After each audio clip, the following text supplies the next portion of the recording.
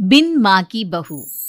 साक्षी के पैदा होते ही उसकी माँ गुजर जाती है, जिसके बाद उसके पिता आलोकनाथ अकेले ही उसका पालन पोषण करते हैं।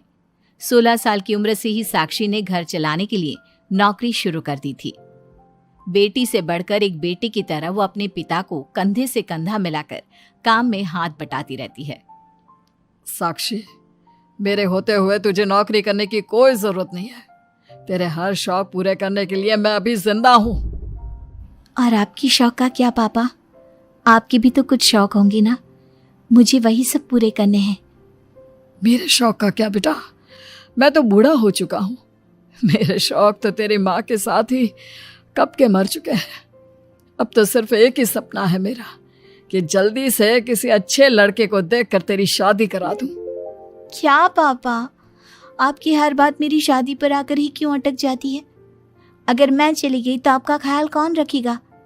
इसलिए मैं आपको छोड़कर कहीं नहीं जाऊंगी। अरे बेटा, एक ना एक दिन हर लड़के को जाना ही पड़ता है। तुझे भी जाना तो होगा ही। अपने पिता की बातों से निराश होकर साक्षी अपने रूम में चली जाती है। पिता से दूर होने के ख्याल से ही वो फूट फूट कर रोने लगती है। कुछ दिनों के बाद, आलोकनाथ जी, हमारी नजर में एक लड़का है। उसके पास बंगला, कार, सब कुछ है। सुना है करोड़पति लोग हैं वो। आप कहे तो आपकी बेटी के लिए बात करूं? अरे लेकिन हमारे इतने बड़े परिवार में अपनी बेटी ब्याहने की हैसियत नहीं है। उन सब की चिंता मत कीजिए। उन लोगों को दहेज वगैरह कुछ नहीं चाहिए। वो लोग तो सिर्फ अपने परिवार के लिए गुणी और संस्कारों से परिपूर्ण बहू चाहते हैं। अगर ऐसी बात है तो आप उन लोगों से मेरी बेटी के बारे में बात कीजिए। मेरी बेटी में वो सभी गुण हैं जो वो अपने परिवार की बहू के लिए चाहते हैं। इस तरह वो साक्षी का रिश्ता लेकर अर्जुन नाम की लड़की के परिवार के पास जाता है। साक्षी की फोटो देखकर लड़के वाले उसे झट से पसंद कर लेते हैं, जिसके बाद अर्जुन के परिवार वाले साक्षी को देखने उसके घर पहुंचते हैं। आलोकनाथ जी, हमें तो आपकी लड़की फोटो में ही पसंद आ गई, और फिर भाई साहब ने आपकी लड़की की तारीफ भी बहुत की है। अब तो बस आप हमें उससे मिलवा ही दीजिए। साक्षी बिटिया, बाहर आना तो। साक्षी। अपने पिता की आवाज सुनकर साक्षी तुरंत बाहर आ जाती है और एक एक करके सभी के पैर छूती है।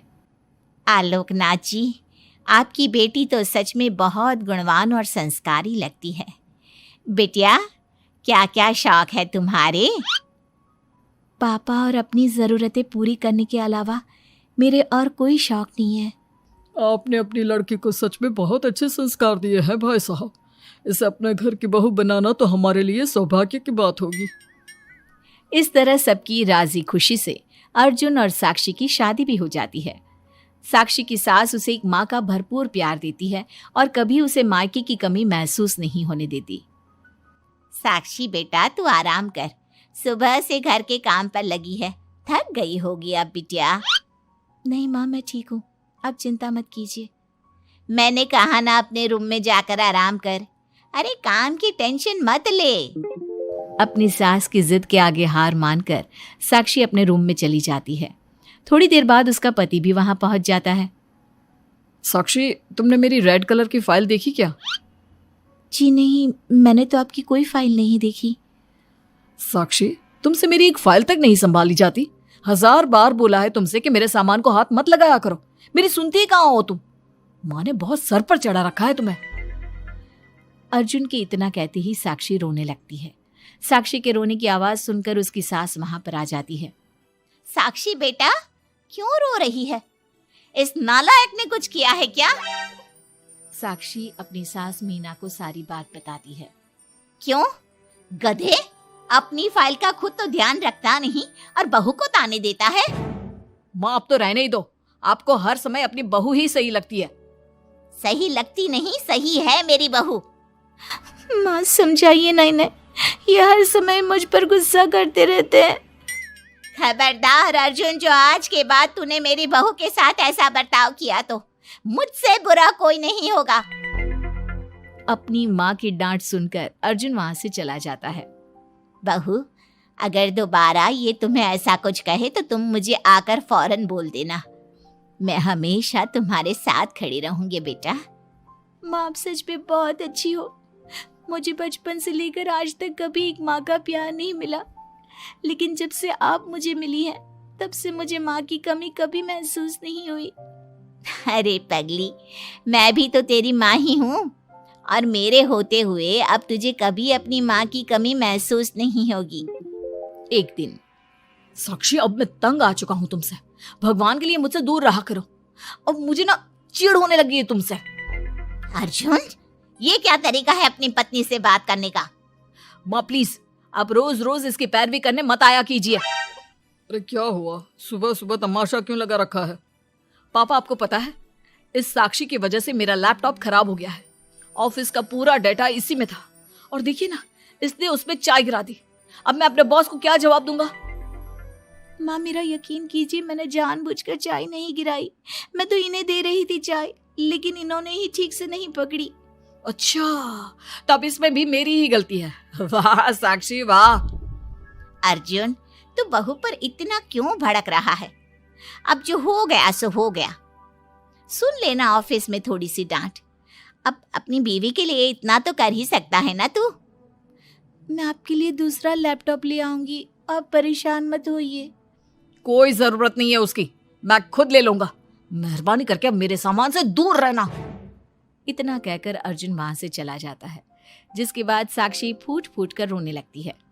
चुप हो जा बेटा, उसकी बातों का बुरा मत माना कर। अरे वो तो पागल है। मीना के इतना कहते ही साक्षी उसे कसकर गले लगा लेती है। माँ, आप नहीं होती तो मेरा क्या होता? मैं बहुत भाग्यशाली हूँ जो भगवान ने मुझे सास के रूप में मेरी माँ लौटा दी है। बेटा, जीवन में ये सब चलता ही रहता है, ऐसी बातों को दिल पर नहीं लगाना चाहिए। चल अब अपने आंसू पोंछ और मेरे साथ काम में हाथ बटा। इतना बोलते ही मीना रसोई की तरफ चल देती है। साक्षी भी अपनी सास के पीछे चल देती है और सभी बातों को भूलते हुए खुशी खुशी काम पर लग जाती है। मन ही मन साक्षी अपनी सास को हर जन्म में अपनी माँ के रूप में मांगने के लिए भगवान से प्रार्थना करती रहती है। ऐसे ही दिन बीतते रहते हैं। मीना हर समय ढाल बनकर अपनी बहू के लिए खड़ी रहती। तभी एक दिन पड़ोसी, मीना, तूने अपने बेटे के लिए यह कैसी बहू चुनी है जिसकी माँ उसके पैदा होते ही गुजर गई? अरे ये तो कुलक्षणी है। ऐसों के घर का तो पानी भी नहीं पीना चाहिए, और तूने उस घर से लड़की चुन ली। ये सब फालतू बातें हैं, ऐसा कुछ नहीं होता। मीना, तूने उस बिन माँ की बहू को बहुत सर पर चढ़ा कर रखा है। अभी भी वक्त है, संभाल ले उसे। कहीं ऐसा ना हो कि तेरे हाथों से फिसल जाए तेरी बहू। ये तुम लोग क्या बोल रही हो? मेरी बहू बाकी बहू जैसी नहीं है, वो तो कोहिनूर से भी कीमती है मेरे लिए। हमारा काम था तुझे समझाना। बहू को कभी भी बेटे से बढ़कर प्यार नहीं देना चाहिए, वरना उन्हें बिगड़ते देर नहीं लगती। और यहाँ तो तेरी बहू बिन माँ के पली बड़ी है। न जाने उसके बाप ने कैसे संस्कार दिए होंगे उसे। चुप करो तुम लोग, मैं अच्छे से समझती हूँ तुम लोग मुझे मेरी बहू के खिलाफ भड़काना चाहते हो। देख मीना, हम तेरी सहेलियां हैं, तुझे भड़काकर हमें कुछ नहीं मिलने वाला, लेकिन बहू को इतना सर पर चढ़ाना ठीक नहीं। हमारा काम तो सिर्फ तुझे आगाह करने का था, बाकी मानना न मानना तेरी मर्जी। चल मीना, अब हम लोग चलते हैं, तू अपना ध्यान रखियो। इतना बोलकर सभी लोग वहां से चले जाते हैं, जिसके बाद मीना घंटों तक सोच में डूब जाती है और अपने बहू के प्रति इतनी सारी बातें सुनकर कहीं ना कहीं उसके मन में भी साक्षी के लिए हीन भावना जन्म लेती है। तभी वहां पर साक्षी भी आ जाती है। माँ जी, ये लीजिए चाय। रख दे और जा। क्या हुआ माँ जी, आप कुछ उखड़ी उखड़ी सी लग रही हैं। कहाँ ना जाए यहाँ से, एक बार में तुझे सुनाई नहीं देता क्या? अपनी सास का बदला सा व्यवहार देख साक्षी तुरंत वहां से चली जाती है। अगले दिन, बहू, बहू, कहाँ चली गई? साक्षी! जी माँ जी। ये क्या, घर इतना गंदा कैसे हो रखा है? कभी हाथ पैर भी मार लिया कर इधर उधर, वैसे तो सारा दिन घर में नाचती रहती है। मैं अभी पूरा घर अच्छे से साफ कर देती हूँ माँ जी। एक हाथ में झाड़ू और दूसरे हाथ में बाल्टी लिए साक्षी चुपचाप घर के कामों में लग जाती है। शाम में, साक्षी, ऑफिस में मेरी कल बहुत जरूरी मीटिंग है, मेरे कुछ कपड़े प्रेस कर दो, मुझे कल जल्दी निकलना है। जी अभी कर देती हूँ। साक्षी अर्जुन के कपड़े प्रेस कर ही रही होती है, तभी उसके ससुर उसे आवाज लगा देते हैं, जिस पर वो भागते हुए उनके पास जाती है। और थोड़ी देर बाद जब रूम में आती है तो वो देखती है कि अर्जुन के कपड़े बुरी तरह से जल चुके थे। मैंने कहा था ना तुमसे कि कल ऑफिस के मीटिंग में मुझे यही कपड़े पहनने हैं, उसके बाद भी तुमने मेरे कपड़े जला दिए। मुझे माफ कर दीजिए, मुझसे गलती हो गई। ये कोई छोटी मोटी गलती नहीं है, समझ में आ रहा है तुम्हें? शोर की आवाज सुनकर अभय और मीना भी वहां पहुंच जाते हैं। क्या हुआ, तुम दोनों लड़ क्यों रहे हो? पापा देखिए ना, इसने मेरी नई शर्ट जला दी जो मैं कल मीटिंग में पहनने वाला था। बेटा उसे मैंने ही आवाज दी थी, इसलिए वो शायद जल्दबाजी में प्रेस का बटन बंद करना भूल गई होगी। पापा अब आप भी माँ की तरह इसका साथ दे रहे हैं। अर्जुन, इस बार तू सही है और बहू गलत। आखिर वो इतनी लापरवाह हो कैसे सकती है? माँ जी प्लीज मुझे माफ कर दीजिए। अब तुम्हारी सजा ये है कि अभी और इसी वक्त तुम मेरे बेटे के लिए हूबहू ऐसी ही शर्ट ढूंढ कर ले आओ। जाओ। तुम्हारा दिमाग खराब हो गया है क्या? इस समय कहाँ जाएगी हमारी बहू? और अब तो सारी दुकानें भी बंद होने वाली होंगी। अगर दुकानें बंद हो भी गई होंगी तो उसे खुलवाकर मेरे बेटे के लिए शर्ट लेकर आओ। माँ रहने दीजिए, इन सब की कोई जरूरत नहीं है। पापा ठीक कह रहे हैं, इस समय कहाँ जाएगी ये? मैं कोई दूसरा शर्ट पहन लेता हूँ। मैंने जो कह दिया सो कह दिया। अब गलती इसने की है तो सुधारना भी इसे ही पड़ेगा। जाकर शर्ट लेकर आओ। मीना की बातें सुनकर साक्षी रोते हुए वहां से चली जाती है और रात के 10 बजे तक पति के लिए दुकानों पर जाकर कपड़े ढूंढती रहती है। थक हार कर करीब 12 बजे साक्षी कपड़े लेकर घर पहुंचती है। अर्जुन की ऑफिस के मीटिंग के लिए तुम्हें हूबहू वैसे ही कपड़े मिले या नहीं? ये रहे कपड़े मम्मी जी। साक्षी अपनी सास को कपड़े देकर जा ही रही थी कि मीना उसके हाथ में चोट देखती है। ये चोट कैसे लगी तुझे? पता नहीं, जल्दबाजी में शायद किसी चीज से लग गई होगी। इतनी बड़ी हो गई हो, अब अपना ध्यान रखना कब सीखोगी? आप तो जानती ही हैं माँ, मैं बिन माँ की पली बड़ी हूँ। माँ के ना होने के कारण मेरे सर पर इतनी जिम्मेदारियां थी जिन्हें निभाते निभाते मैं खुद का ख्याल रखना ही भूल गई।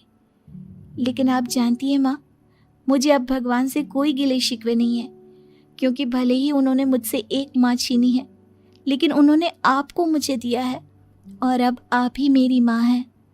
इतना कहकर साक्षी माँ से चली जाती है। साक्षी की बातों को सुनकर मीना को भी अपने कहे और अपनी गलतियों पर पछतावा होने लगता है, इसलिए वो बिना खाए पिए ही सो जाती है। अगले दिन, माँ जी कल का सारा खाना तो ऐसे ही पड़ा है, आपने अच्छे से खाना नहीं खाया था क्या? मुझे भूख नहीं थी कल। साक्षी अपनी सास के दर्द को समझ जाती है और उसका हाथ पकड़ते हुए कहती है, चलिए माँ जी, मैंने आपके लिए आपकी फेवरेट छोले भटूरे बनाए हैं। आपने कल रात से कुछ नहीं खाया था ना, इसलिए सुबह उठते ही मैंने पहले आपके लिए खाना बनाया है। खाना तो तूने भी नहीं खाया होगा ना, चल जाकर पहले तू खा ले। माँ जी क्या हम साथ बैठकर खाना नहीं खा सकते प्लीज? बहुत दिन हो गए हैं। साक्षी के इस तरह बोलने से मीना का दिल पिघल जाता है और वो मान जाती है। साक्षी मीना के लिए खाना लगाती है, जिसका पहला निवाला मीना अपनी बहू को खिलाती है।